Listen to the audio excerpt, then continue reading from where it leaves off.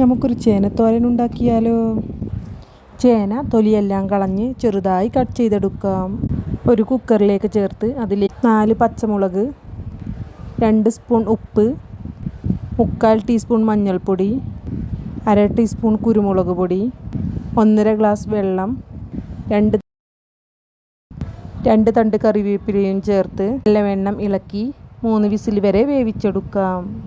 അതിലേക്കുള്ള അരപ്പിനായി അരമുറി തേങ്ങ, 4 പച്ചമുളക്, 1/4 ടീസ്പൂൺ ചെറിയ ജീരകം, 1 തണ്ട് കറിവേപ്പിലയും ചേർത്ത് ചതച്ചെടുക്കാം. 3 വിസിലിന് ശേഷം ചേന വെന്ത് വന്നിട്ടുണ്ട്. ചതച്ചെടുത്ത തേങ്ങ ചേർത്ത് നല്ലവണ്ണം ഇളക്കി കൊടുക്കാം. തേങ്ങ ചേർത്തതിന് ശേഷം തിളച്ച് വന്നിട്ടുണ്ട്. അടുപ്പിൽ നിന്നും മാറ്റാം.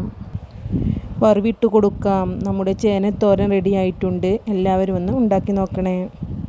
വീഡിയോ ഇഷ്ടമായാൽ ലൈക്ക് ചെയ്യണേ. സബ്സ്ക്രൈബ് ചെയ്യാതെ കാണുന്ന കൂട്ടുകാരെല്ലാവരും ഒന്ന് സബ്സ്ക്രൈബ് ചെയ്യണേ.